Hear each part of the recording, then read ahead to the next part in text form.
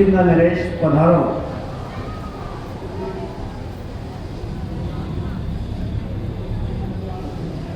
हे प्रभु, आप समस्त गुणों वाले हो, इसलिए मैं अपने कल्याण की आशा करके आपकी शरण में आया हूँ।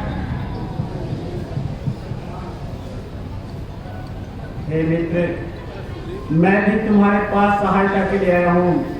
मुझे भी इस समय तुम्हारी सहायता की आवश्यकता है।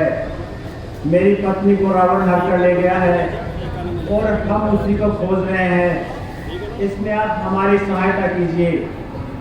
और मुझे भी निश्चय है कि आप दया करेंगे तो मेरा बेड़ा पार है और मैं आपकी सहायता करने में सफल होऊंगा।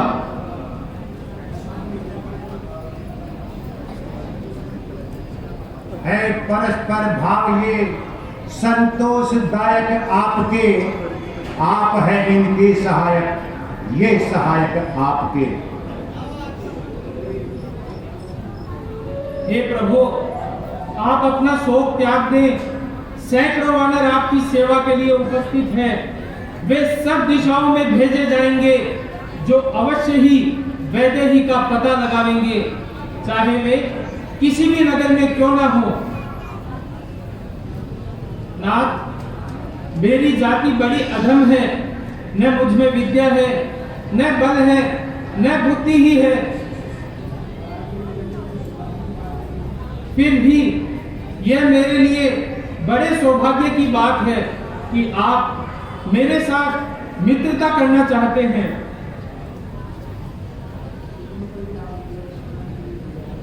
इतने पर भी आप मुझे अपनाने के लिए तैयार हैं। यह आपका बड़प्पन है प्रभु। क्यों नहीं, परोपकाराय सताम विभूतम। हनुमान, पावक की साक्षी लेकर आओ। जो आज्ञा महाराज।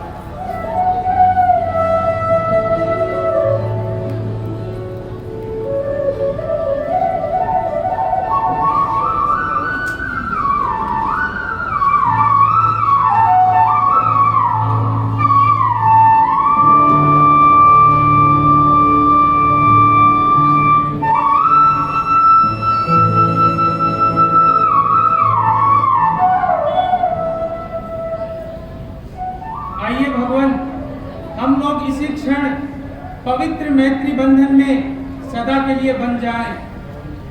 आइए। हे अग्निदेव, सपने ना छलबल करूं, ना कपट प्रीति को राख, मित्र धर्म पालन करूं श्री अग्निदेव के साथ।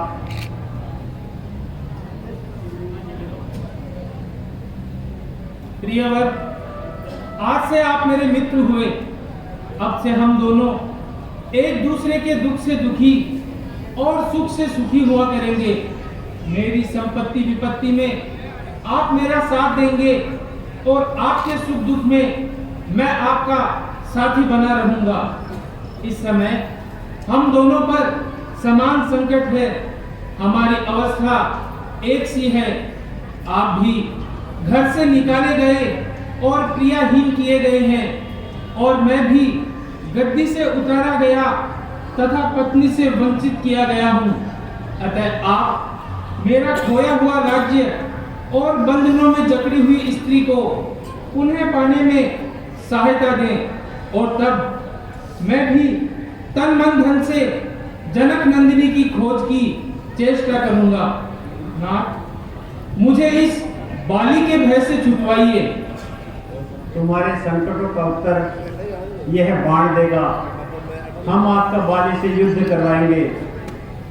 नहीं नहीं महाराज, मुझ में सामर्थ्य कहाँ है। न दिन को पड़ती चैन, न निंद्रा रात को आती। मुझे भय उसका है इतना, जरे अग्नि से जू बाती। घबराइए नहीं, युद्ध तो नाम मात्र को करवाएंगे।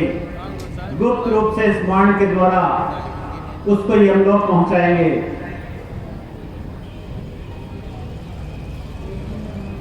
भगवान, एक दिन मैं मंत्रियों के साथ पर्वत पर बैठा हुआ अपने भविष्य के संबंध में विचार कर रहा था कि इतने में आकाश मार्ग से कुछ गहने हमारे पास आकर गिर पड़े।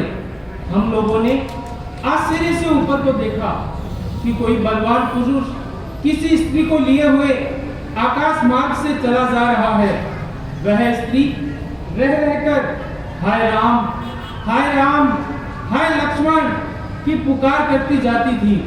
उस समय तो हम लोग इसका कुछ भी मतलब न समझ सके थे, पर अब आप लोगों की बातें सुनकर मुझे विश्वास हो गया है कि वह रावण ही था और वे आभूषण सती शिरोमणि सीता देवी के ही हैं। आभूषणों को मैंने यत्न से रख छोड़ा है। जाओ हनुमान, वे आभूषण ले आओ। जो आज्ञा महाराज।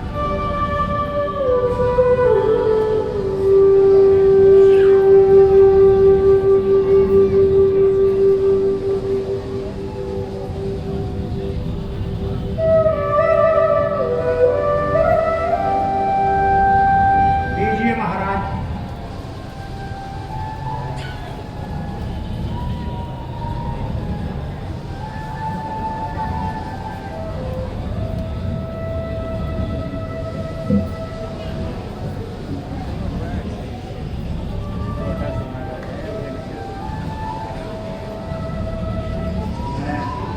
है वही कंगन है। सीते कहाँ हो तुम?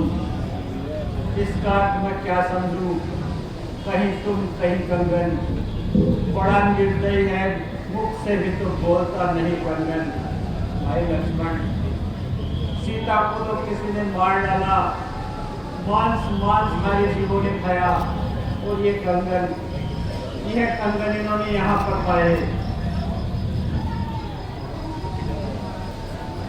नहीं भगवान, वह विमानारूढ़ बाला रोती हुई रुदन करती थी और ये कंगन इस पर्वत पर डाले।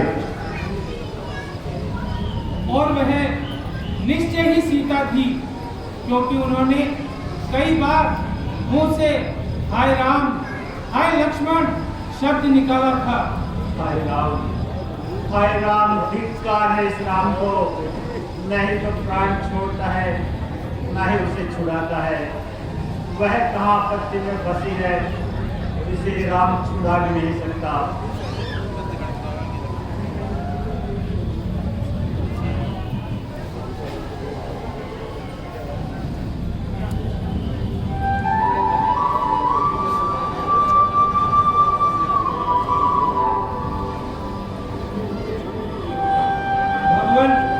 यह भी देखिए।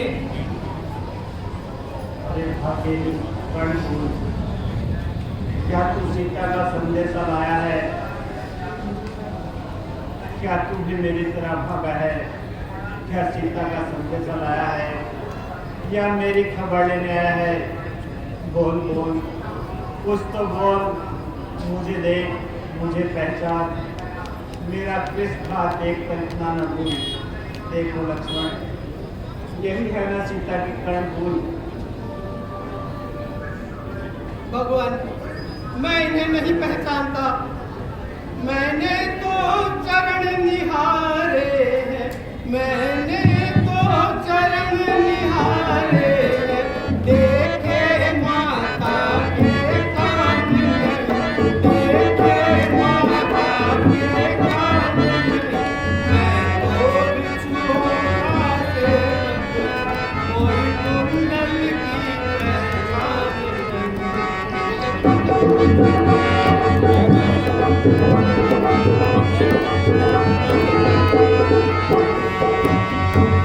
धन्य है लक्ष्मण जी, धन्य है। मित्र, बतलाओ तो सही, वह दुष्ट रावण मेरी स्त्री को कहाँ ले गया है? मैं उसको मौत के घाट उतारे बिना चैन से नहीं बैठूंगा। हे शत्रुनाशन, यद्यपि मुझे उसका पता मालूम नहीं, तथापि मैं प्रतिज्ञा करता हूँ कि उसका पता लगाकर उसका सर्वनाश करने में आपकी पूर्ण सहायता करूंगा। आपकी पतिव्रता पत्नी को निश्चय ही आपसे मिला दूंगा। आप शोक और शिथिलता को छोड़िए, धैर्य उत्साह धारण कीजिए। हे मित्र, सच्चे मित्र का जो धर्म होता है वही तुमने इस समय किया है। तुम्हारे हित भरी बातों से मुझे बड़ा धैर्य प्राप्त हुआ है। अब मेरी तुमसे इतनी ही प्रार्थना है कि तुम सीता का पता लगाने की शीघ्र चेष्टा करो, और मैं भी प्रतिज्ञा करता हूँ तुम्हारे परम बैरी अन्यायी अत्याचारी मदाद बाली को मारकर तुम्हें शीघ्र सदा के लिए सुखी करूंगा।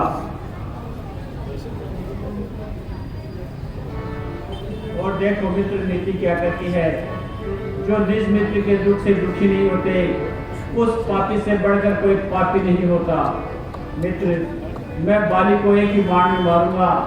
यदि वह ब्रह्मा और शिव की शरण में भी गया तो उसके प्राण नहीं बच सकते। भगवान, मित्रता का संबंध बड़ा ही पवित्र है। जो लोग भली भांति मित्रता निभाते हैं वे अक्षय पुण्य के भागी हैं। मित्र, अपने भाई से बैर होने के पूरे पूरे हाल सुनाओ, मैं निश्चय इसमें तुम्हारी सहायता करूंगा। भगवान, हम दोनों भाइयों में बड़ा प्रेम था। एक दिन रात के समय मैं का पुत्र हमारे द्वार पे आकर पुकारा। फिर बाली उससे लड़ने के लिए गया। तब मैं भी बाली के साथ गया, लेकिन वह बाली को देखकर एक गुफा में जाकर छुप गया। तब बाली ने मुझसे कहा, देखो भाई, तुम 15 दिन तक मेरी राह देखना, और यदि मैं ना आऊं तो समझना कि मैं मारा गया। तब मैं 1 महीने तक उसकी बाट देखता रहा, और फिर रुधिर की धार गुफा में से निकली, और उसके रंग को देख मैंने समझा कि बाली मारा गया। तब मैं पुरी आ गया। लोगों ने मुझे राज्य दे दिया। इतने में बाली आया और मुझे राजगद्दी पे बैठा देख बहुत क्रोधित हुआ। उसने मुझे राज्य से निकाल दिया और मेरी स्त्री को भी छीन लिया। तब से मैं यहाँ रहता हूँ, कारण कि बाली यहाँ ऋषि के साथ से आ नहीं सकता। बस प्रभु, यही हमारी कथा है। अब जैसे आपकी अच्छा हो वैसा कीजिए, मैं तो आपकी शरण में हूँ। वीर वीर सुन लीजिए, हरो मित्र की तीर, बाली बधव बाण से मन में रखो धीर। मित्र मैं रघुवंशी हूँ और मेरी प्रतिज्ञा कभी झूठी नहीं हो सकती। तुम चलकर बाली को युद्ध के लिए ललकारो, मैं निश्चय ही तुम्हारी मनोकामना पूरी करूंगा। जो आज्ञा भगवान।